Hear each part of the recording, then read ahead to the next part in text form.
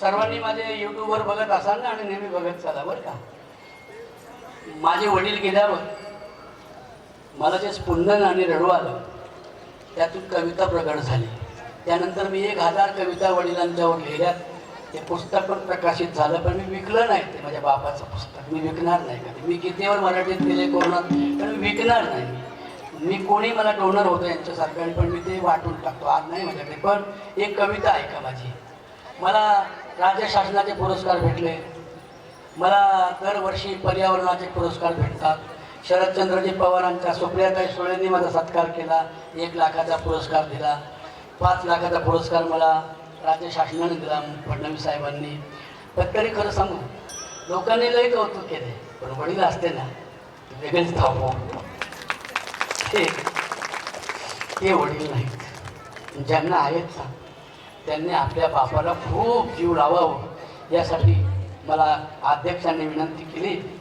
म्हणून एक कविता म्हणतोय मी, सर्वांनी ऐका.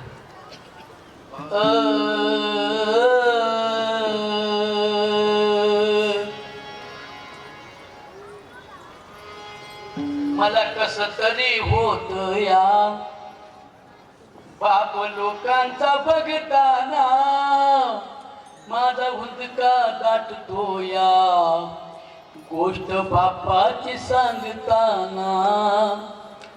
खमीस खवाटी फाटलेलं, सुई दोऱ्यानं शिवलेलं, माझ्या बापाच्या धोतराला सदा थिगाळ जोडलेलं. आली जत्रा गावाची बाप जुंदरी जायाची, माझा हुंदका दाटतो या गोष्ट बापाची सांगताना.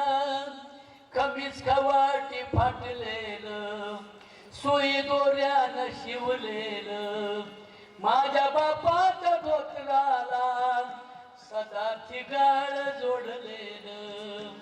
आली जत्रा गावाची बाप जुंदरी जायाचा, उदार पाधार काप पोरांना नाहीचा. जुन्या फाटक्यानं बाप जत्रत फिरायचा, आमच्या सुखाची चिंता तरी मनात करायचा. चूल पेटत नवती, लय आई गरीब माझी, चूल पेटत नवती, दिस दिवस घराला पायली भर दाण्यासाठी बाप गावात फिरला. आमचं दुखलं कुपलं, पाणी डोळ्यात आणायचा, कानूनी पाटकुळी बाप डॉक्टर धावायचा.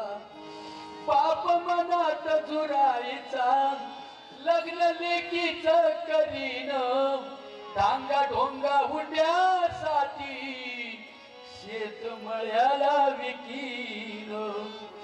असा कनवाळू बाप जेव्हा सोडून या गेला, वाबळे कवीचा जीव तसा वनवाशी झाला. मला कस तरी होत या बाप लोकांचा बघताना, माझा हुंदका दाटतो या गोष्ट बापाची सांगताना, गोष्ट बापाची सांगताना.